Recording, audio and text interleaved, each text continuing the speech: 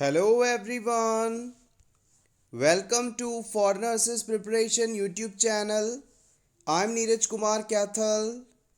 Today is 3rd March 2022 and today's important MCQs for upcoming nursing recruitment exams are: first question, is another term used for umbilical cord? Umbilical cord को आप और किस नाम से भी जानते हैं? अम्बिलिकल कॉर्ड वह स्ट्रक्चर है जो कि फीटस को प्लेसेंटा से जोड़ने का काम करता है। फीटस को प्लेसेंटा से जोड़ने वाली स्ट्रक्चर, एक tube like structure umbilical cord कहलाती है। इसे आप और किस नाम से भी जानते हैं?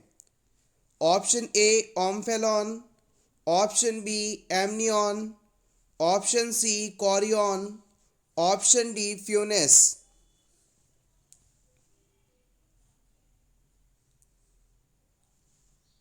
The right answer is option D. Umbilical cord को हम फ्यूनिस के नाम से भी जानते हैं। Umbilical cord approximately 45 centimetre long structure होती है जो कि प्लेसेंटा को फीटस से जोड़ती है। इसी अम्बिलिकल कॉर्ड के through oxygen, nutrients, protective, immunoglobulins आदि का ट्रांसपोर्टेशन होता है। अम्बिलिकल कॉर्ड के अंदर दो आर्टरीज होती हैं और एक वेन होती है। आर्टरीज डीऑक्सीजनेटेड ब्लड कैरी करती हैं जबकि वेन ऑक्सीजनेटेड ब्लड कैरी करती है। आइए इसके बारे में ऑप्शन में मौजूद और सभी टर्म्स को भी जान लें। सबसे पहले है omphalon, prefix indicating relationship to the umbilicus the navel. किसी भी पर्सन में जो अम्बिलिकस वाला एरिया होता है, नाभि के पास वाला एरिया होता है, नेवल रीजन होता है, उससे किसी बॉडी स्ट्रक्चर की रिलेशनशिप को डिनोट करने के लिए हम ओम्फेलॉन का एज अ प्रीफिक्स इस्तेमाल करते हैं। नेक्स्ट आता है amnion. The amnion is a inner membrane that surrounds the embryo while chorion is surrounds the embryo। देखिए, प्रेगनेंसी के दौरान जब बेबी मदर के वुम्ब में होता है तो इस बच्चे को दो लेयर्स चारों तरफ से घेर कर रखती हैं। जो इनसाइड की मेम्ब्रेन होती है, अंदर वाली होती है, उसे आप एमनियन कहते हैं और ये जो बाहर वाली लेयर है इसे आप कॉरियन लेयर के नाम से, मेम्ब्रेन के नाम से जानते हैं।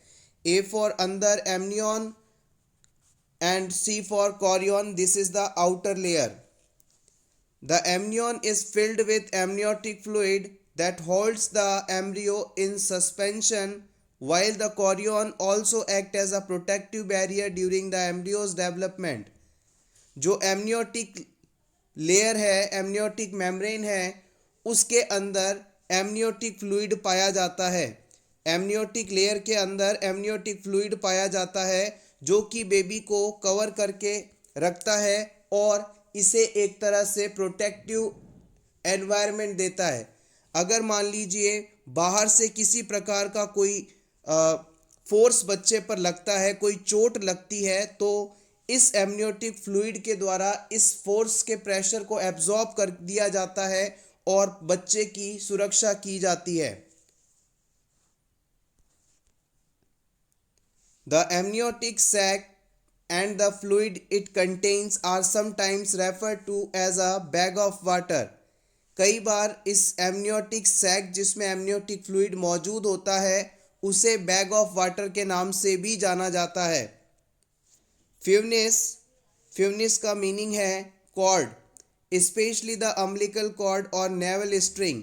देखिए, जो अम्बिलिकल कॉर्ड है उसे आप नेवल स्ट्रिंग कह सकते हैं, फ्यूनिस कह सकते हैं। ये तीनों ही नाम इसके लिए यूज़ किए जाते हैं। Question number 2, Which of the following signs of increased intracranial pressure would appear first after head trauma? अगर किसी पर्सन को सर पर चोट लग जाए और इस चोट के कारण उसका आईसीपी बढ़ने लगे, इंक्रीज होने लगे, तो सबसे पहला सिम्टम कौन सा देखने को मिलेगा? Bradycardia, large amount of very dilute urine, restlessness and confusion, widened pulse pressure.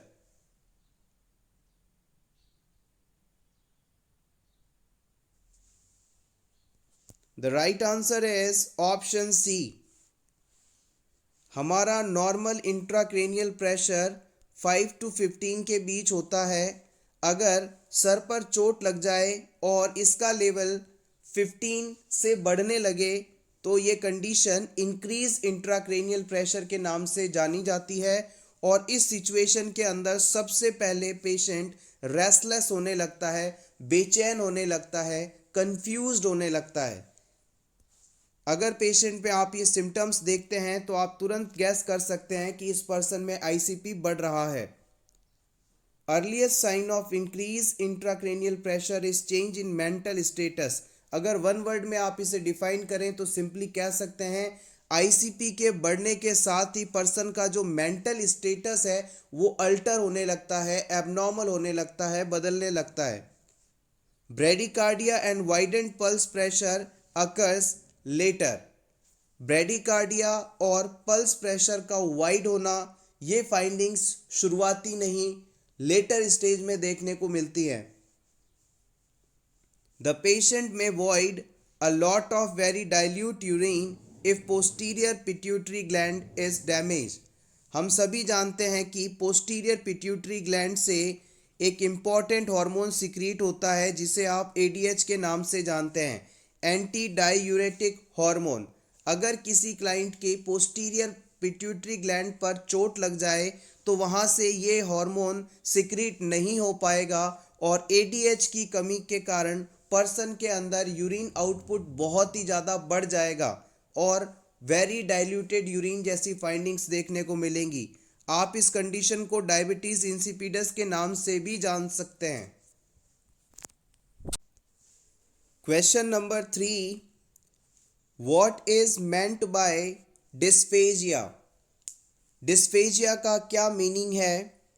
Difficulty in breathing, difficulty in voiding, difficulty in swallowing, difficulty in speaking.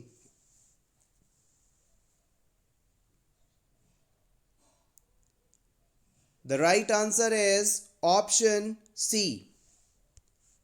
अगर किसी क्लाइंट को स्वेलो करने में यानी फूड सब्सटेंस को निगलने में प्रॉब्लम होती है, डिफ़िकल्टी होती है, तो ये कंडीशन डिस्फेजिया के नाम से जानी जाती है।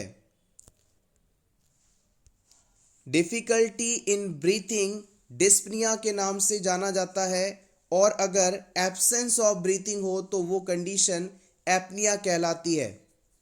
डिफ़िकल्टी इन वॉइडिंग यानी कि वॉइड करने में, यूरिन पास करने में अगर डिफ़िकल्टी फील करता है क्लाइंट तो इसे आप यूरिनरी हेजिटेंसी कह सकते हैं। Difficulty in swallowing dysphagia, difficulty in speaking, अगर बोल नहीं पा रहा है पर्सन, बोलने में उसे किसी प्रकार की प्रॉब्लम है तो ये कंडीशन डिसआर्थरिया के नाम से जानी जाती है। आप चाहें तो इसका स्क्रीनशॉट ले सकते हैं आपके रिवीजन के लिए। Question number 4, poor oxygenation of blood ordinarily will affect the pulse rate and cause it to become। अगर किसी पर्सन के अंदर ब्लड में ऑक्सीजन की मात्रा लगातार कम हो रही है तो इससे पल्स रेट पर क्या प्रभाव पड़ेगा? पल्स बाउंडिंग हो जाएगी, पल्स नॉर्मल से तेज हो जाएगी, पल्स इरेगुलर हो जाएगी या फिर पल्स नॉर्मल से कम हो जाएगी।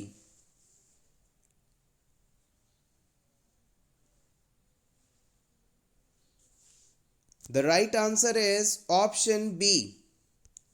जैसे ही हमारे ब्लड के अंदर ऑक्सीजन की कमी होने लगती है, हमारा हार्ट जो है तेजी से पंप करना शुरू कर देता है और पंपिंग एक्शन के बढ़ने के साथ ही पल्स रेट भी बढ़ जाती है। हम कह सकते हैं कि जो पल्स रेट है वो इस सिचुएशन में ज़्यादा मिलेगी, फास्टर मिलेगी। Question number 5, most common gynaecological cancer in India and world is.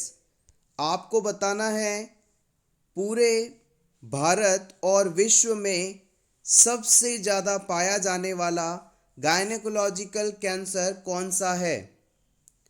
इस क्वेश्चन के लिए आपको ऑप्शंस नहीं मिलेंगे। Gas the right answer is cervical cancer. पूरे विश्व में और पूरे भारत में सबसे ज़्यादा पाया जाने वाला गायनेकोलॉजिकल कैंसर है कैंसर सर्विक्स। इसी से रिलेटेड एक और क्वेश्चन जो कि एग्जाम में पूछा जा सकता है, most common female cancer in India and in world is. पूरे विश्व और भारत में फीमेल्स के अंदर पाया जाने वाला मोस्ट कॉमन कैंसर कौन सा है।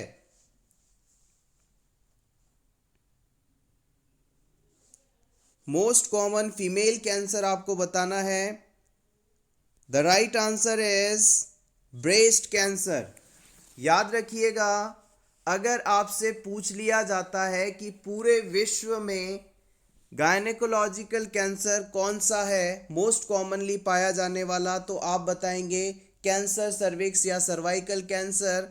और अगर आपसे पूछ लिया जाता है कि पूरे विश्व में या भारत में फीमेल्स में पाया जाने वाला मोस्ट कॉमन कैंसर कौन सा है, तो आप बताएंगे breast cancer. Next question, a nurse is reviewing a patient's medication during shift change. Which of the following medication would be contraindicated if the patient were pregnant? Note, more than one answer may be correct. Simply आपको इन सभी options में से उन options या medicines को select करना है जो कि प्रेगनेंसी के दौरान कॉन्ट्रा इंडिकेटेड होती हैं, यानी प्रेग्नेंट वुमेन को नहीं देनी चाहिए। आपके ऑप्शंस हैं Coumadin, finasteride, Celebrex, Catapres, Habitrol, क्लोफेजिमाइन।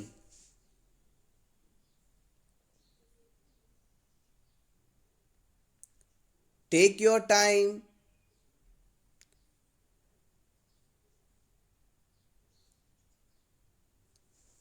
The right answer is option A and B. Caumedine and finasteride, they are contraindicated during the pregnancy. Let's see about these medicines. Caumedine used to treat blood clots. काउमेडीन जिसे आप warfarin के नाम से भी जानते हैं, और इसके एंटीडोट से भी क्वेश्चन पूछा जाता है जो कि विटामिन के है। इस मेडिसिन का इस्तेमाल ब्लड क्लॉट्स को ट्रीट करने के लिए इस यूज़ किया जाता है। बेसिकली कहें तो एंटी क्लॉट मेडिसिन है ये।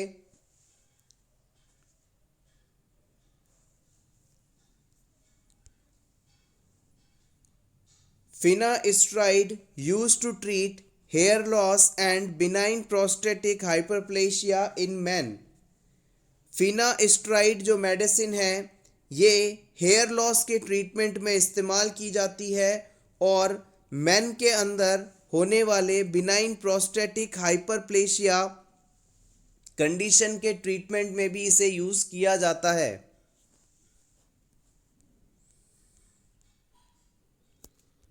ऑप्शन सी के अंदर जो मेडिसिन थी Celebrex, used to treat pain and inflammation in osteoarthritis, acute pain in adults, rheumatoid arthritis, ankylosing spondylitis, painful menstruation, juvenile rheumatoid arthritis.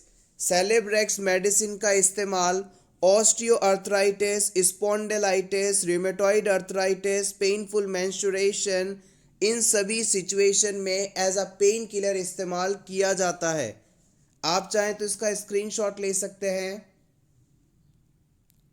Next medicine है Catapres, used to treat high blood pressure, attention deficit hyperactivity disorder, drug withdrawal, menopausal flushing, diarrhoea, spasticity, certain pain conditions.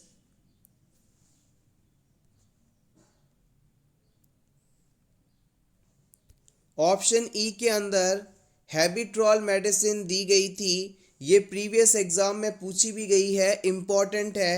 हैबिट्रॉल basically nicotine content रखता है। Adjacent इन smoking cessation therapy, जो लोग smoking छोड़ना चाहते हैं उन्हें smoking की इच्छा होने पर हैबिट्रॉल मेडिसिन दी जाती है। ये इसे इस आदत को छोड़ने में मदद करने वाली मेडिसिन है और प्रेगनेंसी में भी इसे दिया जा सकता है। Clofazimine, drug use to treat leprosy, leprosy यानी कुष्ठ रोग के ट्रीटमेंट में क्लोफेजिमाइन का इस्तेमाल किया जाता है। Question number 8, which of the hormone helps in contraction of myoepithelial cells। आपको बताना है इन चारों ऑप्शंस में से कौन सा हार्मोन मायोएपिथेलियल सेल्स के कॉन्ट्रैक्शन में हेल्प करता है। Oestrogen, progesterone, prolactin, oxytocin.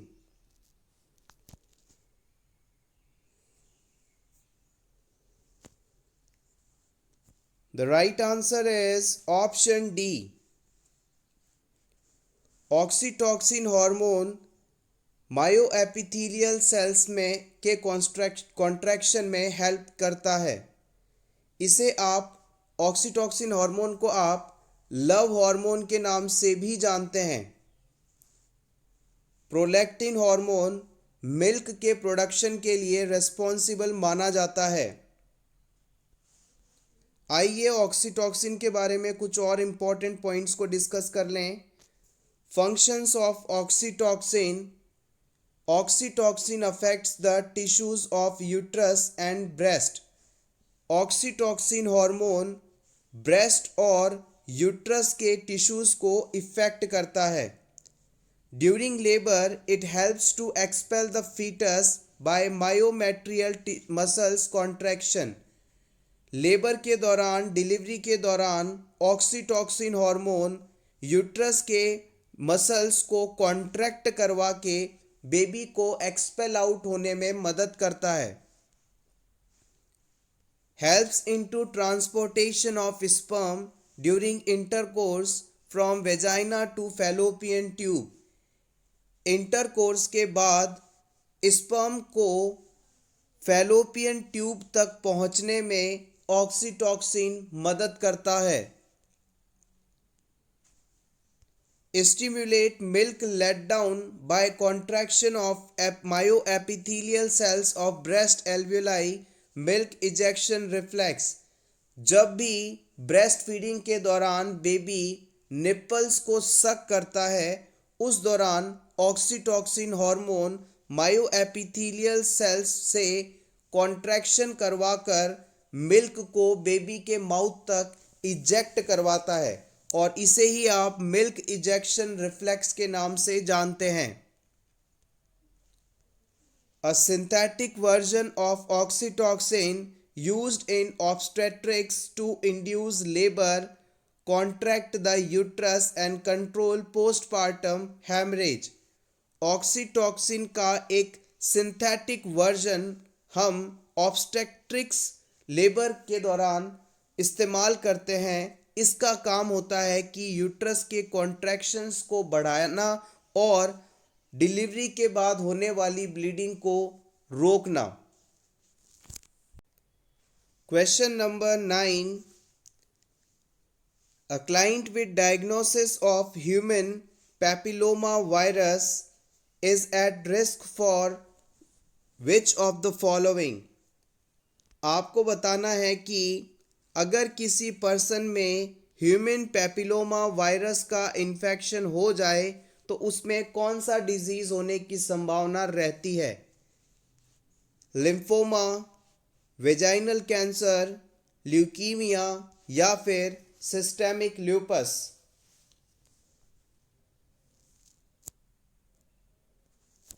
The right answer is option B. Human papilloma virus के इन्फेक्शन के बाद वेजाइनल कैंसर हो सकता है। The client with HPV is at higher risk of cervical and vaginal cancer related to this sexually transmitted infection. Human papilloma virus एक sexually transmit होने वाला infection है और इससे इन्फेक्शन होने के बाद सर्वाइकल कैंसर होने की संभावना सबसे ज़्यादा होती है और इसे अर्ली स्टेज में आइडेंटिफाई करने के लिए पैप स्मीयर टेस्ट करवाया जाता है। Next question, most common type of cancer cervix.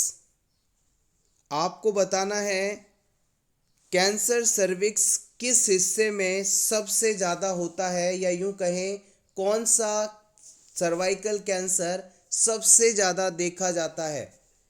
No options for this question. The right answer is squamous cell carcinoma। Cervical area के अंदर होने वाला सबसे ज़्यादा टाइप का कैंसर है स्क्वैमस सेल कार्सिनोमा। इस क्वेश्चन को आप इम्पोर्टेंट मार्क कर लीजिए, अपकमिंग एग्जाम्स में पूछा जा सकता है। Squamous cell carcinoma. Question number 12, most common cause of death by cancer cervix is।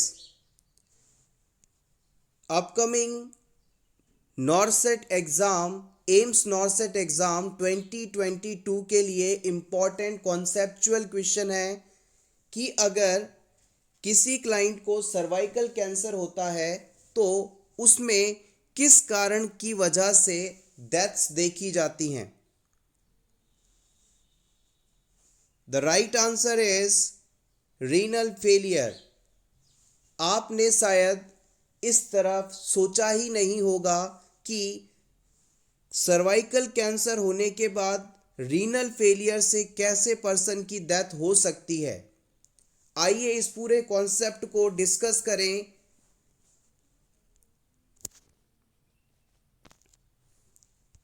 Cancer cervix causes obstruction of ureter. This causes hydroureter। ये मान लीजिए यूट्रस है और ये सर्विक्स वाला पोर्शन है। अगर किसी क्लाइंट को सर्वाइकल कैंसर होता है तो इसकी वजह से इस हिस्से के पास से निकलने वाले जो यूरेटर्स होते हैं जो कि यूरिन को यूरिनरी ब्लैडर तक लेकर आते हैं उनमें ऑब्स्ट्रक्शन हो जाता है।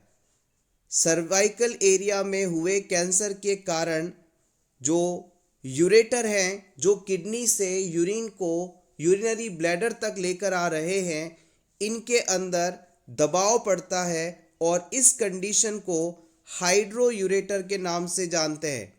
आइए इसे और समझ लें। Hydroureters refers to dilation of ureter and it is most often caused by obstruction of urine flow due to blockage of ureter। Ureter पर सर्विक्स के कैंसर के कारण वहाँ एबनॉर्मल हुई ग्रोथ के कारण दबाव पड़ता है और इन यूरेटर से यूरिनरी ब्लैडर तक प्रॉपरली पहुँच नहीं पाता, वहाँ पर यूरिन का ऑब्स्ट्रक्शन देखने को मिलता है और यही कंडीशन हाइड्रोयूरेटर कहलाती है। अब क्या होता है, शुरुआती स्थिति में तो बॉडी रेसिस्ट करती है, लेकिन लगातार ये हाइड्रोयूरेटर कंडीशन बढ़ती जाती है और इस दबाव के कारण यूरेटर की जो सेल्स है वो डेड हो जाती है और इस कंडीशन को हम अब हाइड्रोनेफ्रोसिस के नाम से जानने लगते हैं। Hydronephrosis is a condition characterized by excess fluid in a kidney due to backup of urine। Kidneys के अंदर यूरिन का बहुत ही ज़्यादा मात्रा में इकट्ठा होने लग जाना, जिसकी वजह से वहाँ की सेल्स डेड होने लगे, ये कंडीशन हाइड्रोनेफ्रोसिस कहलाती है। हाइड्रोनेक्रोसिस कॉजेज यूरीमिया। अब क्या होता है, हाइड्रोनेक्रोसिस के कारण यूरीमिया कंडीशन डेवलप हो जाती है। यूरीमिया एक ऐसी कंडीशन है जिसमें ब्लड के अंदर वेस्ट प्रोडक्ट की मात्रा बढ़ने के कारण इन्फेक्शन डेवलप हो जाता है और अगर ये इन्फेक्शन नॉर्मली लंबे समय तक बॉडी में रहता है तो इसके कारण मल्टी ऑर्गन फेलियर या डैमेज जैसी सिचुएशन हो जाती है और पर्सन की डेथ होने की संभावना रहती है। इस पूरे कॉन्सेप्ट को बिल्कुल समराइज वे में एक बार फिर से डिस्कस कर लेते हैं। अगर किसी फीमेल को सर्वाइकल एरिया के अंदर कैंसर होता है तो इसके कारण यूरेटर्स पर दबाव पड़ता है और यूरेटर्स में यूरिन का कलेक्शन होने लगता है। इसे हम हाइड्रोयूरेटर कंडीशन के नाम से जानते हैं। हाइड्रोयूरेटर कंडीशन के कारण हाइड्रोनेफ्रोसिस कंडीशन डेवलप होती है। इस कंडीशन में यूरिन जो है किडनी के अंदर लगातार इकट्ठा होता रहता है और इससे किडनी की फंक्शनिंग प्रभावित हो जाती है और अब किडनीज ब्लड से वेस्ट प्रोडक्ट को फिल्टर आउट नहीं कर पा रही हैं और पर्सन की बॉडी में मेटाबॉलिक वेस्ट का लेवल एक नॉर्मल लेवल से बहुत ज़्यादा होने लगता है। इस बढ़े हुए वेस्ट के कारण बॉडी में एबनॉर्मलिटीज डेवलप होती हैं और ये कंडीशन सेप्सिस कॉज करती है और जिससे पर्सन के दूसरे ऑर्गन्स प्रभावित होते हैं और पर्सन की डेथ हो जाती है। तो हम कह सकते हैं कि सर्वाइकल कैंसर होने के बाद रीनल फेलियर पर्सन की डेथ का सबसे बड़ा कारण बनता है। Hopefully this is clear. Question number 13, the lung volume or capacity that does not change with pulmonary disease। Pulmonary disease होने के बाद भी कौन सा लंग वॉल्यूम या लंग कैपेसिटी नहीं बदलती है? Option A vital capacity, option B total lung capacity, option C tidal volume, option D inspiratory capacity.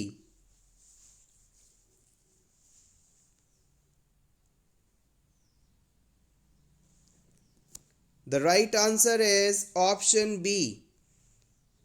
Pulmonary disease होने के बावजूद भी टोटल लंग कैपेसिटी नहीं बदलती है। Question number 14, as a precautionary measure you will perform the following test before taking sample for arterial blood gas analysis। किसी भी person में हम एबीजी सैंपल लेने से पहले कौन सा टेस्ट परफॉर्म करते हैं ये आपको बताना है। Homans test, Allen's test, Adson's test, Trendelenburg test.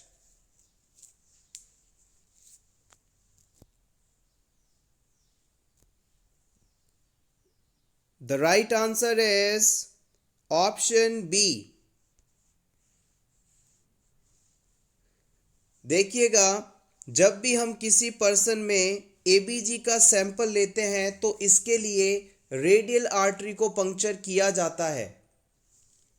Radial artery को पंक्चर करने से पहले एज अ प्रिकॉशन हम ये चेक करते हैं कि इसके साथ वाली ulnar artery properly blood supply कर पा रही है या नहीं। अल्नर आर्टरी की पेटेंसी को चेक करने के लिए ही हम एलेंस टेस्ट का यूज करते हैं। Question number 15, most common site of cancer of cervix. Very very important question, previous exam में इसे पूछा भी गया है। कैंसर सर्विक्स सबसे ज़्यादा कौन सी जगह पर होता है?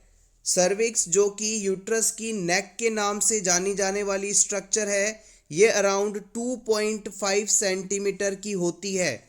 इस सर्विक्स के कौन से हिस्से में सबसे ज़्यादा कैंसर होने के चांसेस रहते हैं, ये आपको बताना है।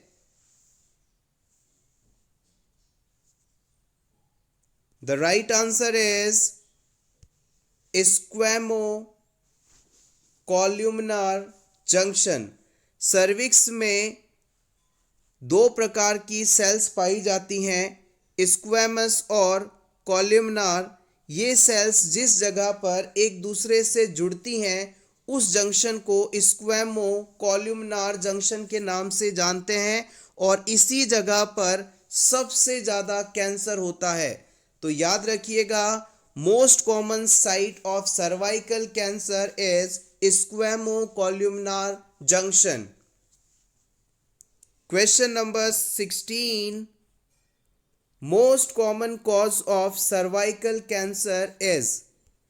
सर्वाइकल कैंसर का सबसे बड़ा कारण क्या है? The right answer is human papilloma virus. Human papilloma virus से हुआ इन्फेक्शन सबसे बड़ा कारण माना जाता है for the development of cervix cancer और सर्वाइकल कैंसर। दोनों ही इम्पॉर्टेंट क्वेश्चंस हैं ऑन्कोलॉजी से। आप चाहें तो इसका स्क्रीनशॉट ले सकते हैं। Question number 17, the client has developed atrial fibrillation with a ventricular rate of 150 beats per minute. The nurse should assess the client for associated signs and symptoms. किसी पर्सन को, किसी पेशेंट को एट्रियल फिब्रिलेशन हुआ है और उसमें वेंट्रिकुलर्स की rate 150 beats पर मिनट हो गई है, इससे भी ज़्यादा है, और इस सिचुएशन में आपको कौन से साइन एंड सिम्टम्स इस पेशेंट में देखने को मिल सकते हैं? Option A, flat neck veins. Option B, nausea and vomiting. Option C, hypotension and dizziness. Option D, hypertension and dizziness, headache. Exam में जब भी आप ऐसे किसी क्वेश्चन में अटक जाएं जहां पर राइट ऑप्शन तक पहुंचना आपको इजीली पॉसिबल ना लग रहा हो, तब आप वहां पर एलिमिनेशन मेथड का इस्तेमाल कर सकते हैं। एलिमिनेशन मेथड के इस्तेमाल में हम ये करते हैं कि जो ऑप्शन आपको लगता है कि हो ही नहीं सकता, उसे सबसे पहले एलिमिनेट करेंगे। उसके बाद उस ऑप्शन को एलिमिनेट कीजिए जो लगता है कि अब ये भी पॉसिबल नहीं है, और फिर फाइनली उस ऑप्शन को एलिमिनेट करें जो आपको लगता है कि ये भी पॉसिबल नहीं है। तो रिमेनिंग जो ऑप्शन रहेगा वही आपका सही आंसर माना जाएगा, जो कि यहाँ पर है option C, hypotension and dizziness. आपको एलिमिनेशन मेथड क्या है इसे सिंपली बताने के लिए मैंने इसे यहाँ पर इंक्लूड किया है। चारों ऑप्शंस में से सबसे पहले उन सभी ऑप्शंस को हटा दीजिए जो कि आपको लगता है नहीं हो सकते, तो रिमेनिंग जो ऑप्शन होगा वही सही ऑप्शन होगा। So option C is correct here. आइए इसके पीछे के कॉन्सेप्ट को समझ लें। The client with uncontrolled atrial fibrillation with a ventricular rate more than 100 beats per minute is at risk of low cardiac output because loss of atrial kick. Atrial fibrillation शब्द को समझने के लिए आप एक वर्ड याद रखिएगा, इससे आप इसे कभी भूलेंगे नहीं। जहां भी आपको फिब्रिलेशन शब्द दिखाई दे तो इसका मतलब होता है एक तरह से याद रखने के लिए फड़फड़ाना। एक तो होता है हार्ट का कॉन्ट्रैक्शन और एक होता है सिर्फ फड़फड़ाना। हार्ट एट्रियल फिब्रिलेशन वाली स्टेट में जब होता है तो प्रॉपरली पूरा संकुचित नहीं हो पाता, कॉन्ट्रैक्ट नहीं हो पाता, सिर्फ हल्का हल्का फड़फड़ाता है। तो कोई आदमी जब तकलीफ में है, हल्का हल्का फड़फड़ा रहा है, तो क्या वो काम अपना इफेक्टिवली कर पाएगा? नहीं। हार्ट जब प्रॉपरली कॉन्ट्रैक्ट होगा तभी पर्याप्त मात्रा में ब्लड को आगे भेज पाएगा। और अगर हार्ट सिर्फ फड़फड़ा रहा है, हल्का हल्का कॉन्ट्रैक्ट कर रहा है, तो क्या वो ब्लड को आगे भेज पाएगा? नहीं भेज पाएगा। वहाँ पर ब्लड का एक्यूमुलेशन होने लगेगा। तो इसी कॉन्सेप्ट के बिहाफ पर आप समझ सकते हैं कि हार्ट अगर आगे प्रॉपरली भेजा नहीं जा पा रहा है तो पर्सन का ब्लड प्रेशर कम हो जाएगा और ब्लड प्रेशर कम होने के कारण प्रॉपर ऑक्सीजन न्यूट्रिएंट सेल्स तक नहीं पहुंच पाएंगे। पर्सन को डिजीनेस फील होगा, यानी चक्कर आने लगेंगे। होपफुली आपको ये कॉन्सेप्ट समझ में आ गया होगा। एट्रियल फिब्रिलेशन वह स्टेज है जब जो वेंट्रिकल्स हैं हार्ट के, लोअर चैम्बर्स हैं, वो 100 बीट्स पर मिनट से ज़्यादा कॉन्ट्रैक्ट होने लगें। The nurse assess the client for palpitation, chest pain, discomfort, hypotension, pulse deficit, fatigue, weakness, dizziness, syncope, shortness of breath, distended neck veins।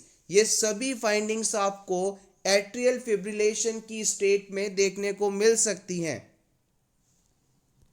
Take screenshot for your revision. Palpitation एक वह state है जिसमें आप simply ये याद रखिएगा कि person का हार्ट इतनी तेज तरीके से बीट करने की कोशिश करे कि उसे खुद की हार्ट बीट सुनाई देने लगे, महसूस होने लगे। सिनकोप एक स्टेज है जिसमें पर्सन बेहोश हो जाता है, गिर जाता है। Question number 18, the term used for normal respiratory rhythm and depth in client is। अगर किसी क्लाइंट में नॉर्मल रेस्पिरेशन चल रहा है, यानी उसकी रिदम भी नॉर्मल है, डेप्थ भी नॉर्मल है, तो इसे आप किस नाम से जानेंगे? यूपनिया, एपनिया, ब्रैडिपनिया या टैकिपनिया?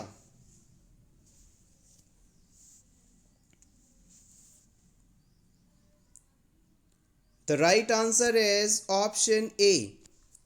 अगर किसी क्लाइंट में रेस्पिरेशन की रिदम 12 से 20 ब्रीथ्स पर मिनट के बीच है और डेप्थ भी नॉर्मल है तो ये कंडीशन यूपनिया के नाम से जानी जाती है।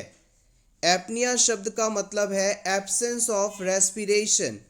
ब्रैडिपनिया शब्द का मतलब है कि अगर respiration rate 10 breaths per minute से कम हो जाए तो ये कंडीशन ब्रैडिपनिया कहलाती है। अगर रेस्पिरेशन की रेट 22 ब्रीथ्स पर मिनट से ज़्यादा हो जाए तो ये कंडीशन टैकिपनिया कहलाती है। Question number 19, you are responsible for reviewing the nursing units refrigerator. If you found following drug in refrigerator, it should be removed from refrigerator's contents।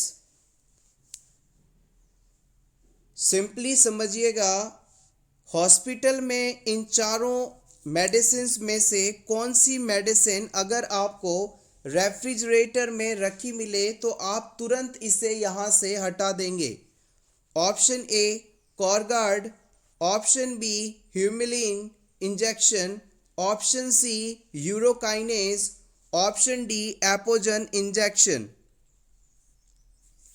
कौन सी मेडिसिन रेफ्रिजरेटर में स्टोर नहीं की जाती है? The right answer is option A. यहाँ पर हम कॉरगार्ड मेडिसिन को नहीं रखेंगे। आइए इसके बारे में जान लें क्या है ये। Corgard could be removed from refrigerator. Corgard is a beta blocker that affects the heart and circulation, blood flow through arteries and vein. Corgard एक बीटा ब्लॉकर मेडिसिन है जो कि हार्ट और सर्कुलेशन को प्रभावित करती है। Corgard is used to treat angina और hypertension. कॉरगार्ड मेडिसिन एंजाइना यानी चेस्ट पेन और हाई ब्लड प्रेशर जैसी कंडीशन के ट्रीटमेंट में इस्तेमाल की जाती है और इसे कभी भी आप रेफ्रिजरेटर में स्टोर नहीं करेंगे। Question number 20 very important. Ayre's spatula is used in which test. आपको बताना है आयर्स स्पैचुला किस टेस्ट में इस्तेमाल किया जाता है। इमेज बेस्ड क्वेश्चन में इसे नॉर्सेट एग्जाम में पूछा गया है। The right answer is Ayre's spatula is used to take sample by 360 degree rotation from ectocervix during pap smear test.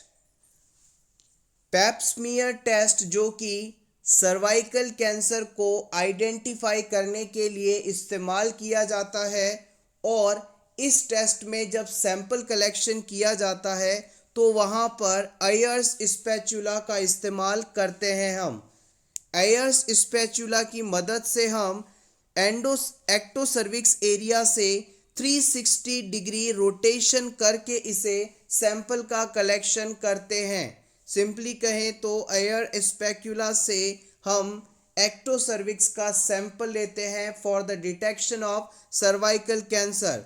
Take screenshot for your revision. Question number 21 measures taken to prevent occurrence of disease is। किसी person में कोई disease ना develop हो जाए इसके लिए जो measures हम इस्तेमाल करते हैं वो किस लेवल का प्रिवेंशन कहलाता है। प्राइमरी, सेकेंडरी, टर्सरी या all of the above.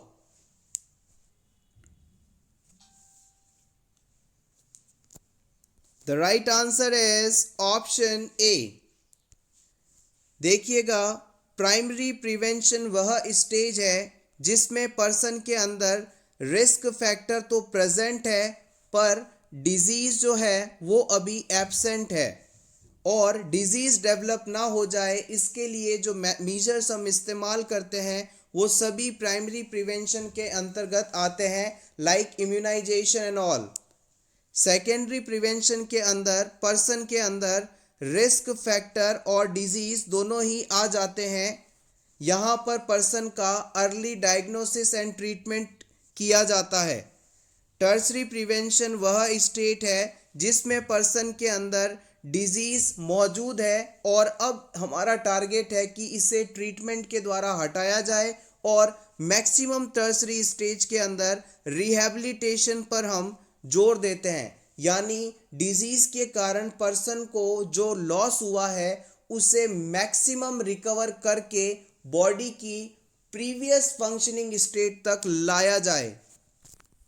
Question number 22 how much percentage of total birth weight is lost by a neonate in initial few days after birth due to minimal nutrition intake. जन्म के बाद बच्चे का कितना weight loss होता है शुरुआती दिनों में।